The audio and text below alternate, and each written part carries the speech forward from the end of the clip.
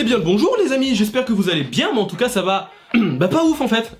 Ouais, parce que je suis malade, voilà. Donc si pendant la vidéo vous entendez une voix identique à celle de Dark Vador, vous inquiétez pas, c'est normal. Bon, alors pourquoi cette vidéo les amis? Bah voilà la réponse, hein. Ouais, clairement je me suis pété le poignet. Pour les explications, je vais pas m'éterniser 500 ans, en gros je me suis cassé la gueule à vélo. Voilà, fin de la vidéo, salut. Et le fait d'avoir sa tête, je me suis dit que ça pourrait être cool que je vous raconte les blessures qui me sont arrivées dans la vie. Et pour le coup, il y en a qui sont vraiment très nuls, hein, mais genre à un level de nullité, t'as même pas idée. Par contre, il y en a qui m'ont vraiment bien séché. J'avais à peu près 4-5 ans par là, j'étais dans la cuisine de mon appartement quand soudain je tombe sur un couvercle de poêle. Rien de plus banal, là on est dans une cuisine, c'est tout à fait normal. Sauf que ce couvercle était un petit peu particulier parce qu'en fait sur le bord il y avait une espèce de petit trou, juste assez grand pour laisser passer un petit doigt, tu vois. Bah du coup c'est ce qui s'est passé. Voilà, ouais, j'ai vu le couvercle et je tiens, viens. Et je mets mon doigt dedans comme ça et tout. Ouais, j'avais des idées cheloues hein, quand j'étais gamin. En plus de ça, il y avait personne dans la cuisine à part Wham, tu vois, parce qu'autrement je pense qu'il m'en aurait empêché. Attention Dorian, non, on joue pas avec les couteaux, c'est dangereux. Non, pas dans la bouche, c'est pas une...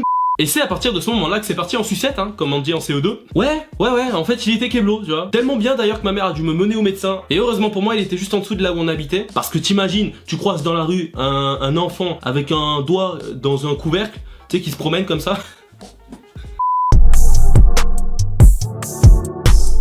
Alors c'est presque aussi nul que la première, sauf que la différence c'est qu'il y avait un objectif. Alors je me souviens plus exactement si c'était un anniversaire ou un repas de Noël, je me souviens juste qu'il y avait des gens autour d'une table qui mangeaient et discutaient. Mais bizarrement, pas moi. Non, moi j'étais fasciné par une bougie.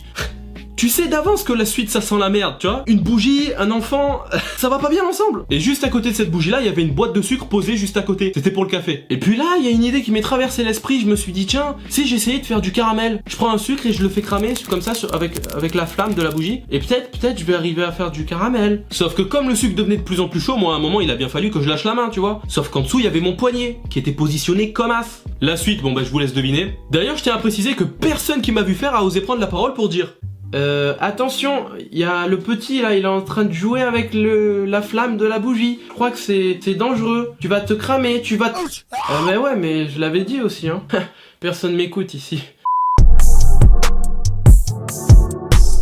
J'étais dans mon quartier avec mes potes, on faisait un foot, d'ailleurs tout se passait très bien, jusqu'à que l'un d'entre eux envoie la balle un petit peu fort. En fait, il voulait me faire une passe, sauf que du coup, moi comme j'ai pas pu l'arrêter, je me suis mis à courir après. D'ailleurs, il allait assez vite ce bâtard. Puis là, je fais ce que je n'aurais jamais dû faire, je saute sur la balle pour la stopper. Alors bon, l'arrêt ne s'est pas vraiment passé comme je l'espérais. Ah, faut croire qu'à 13 ans, j'étais aussi con qu'à 5. Hein. La suite, bon bah je me suis vautré par terre comme une merde, hein, mais c'était évident. Et sur du goudron en plus, bah ça fait pas du bien. Vous en voulez une petite dernière avant qu'on se quitte? Allez, c'est cadeau.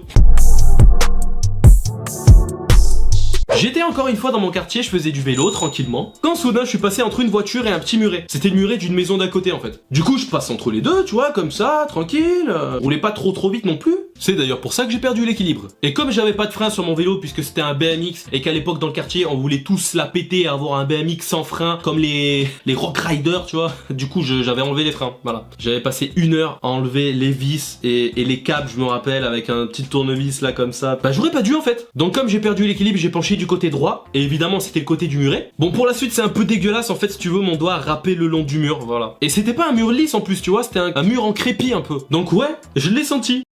Donc voilà pour mes blessures, d'ailleurs marquez-moi les vôtres dans les commentaires, j'ai hâte de lire tout ça. Dites-moi aussi si ce format vous plaît, où je vous raconte ma vie en vidéo, comme ça si vous vous en foutez, bah la prochaine fois j'irai raconter ma vie à un arbre, tu vois. Sur ce, bah je vous dis à la prochaine, portez-vous bien, on dit encore portez-vous bien en 2020. Sur ce, moi je m'en vais tel un pélican d'Australie.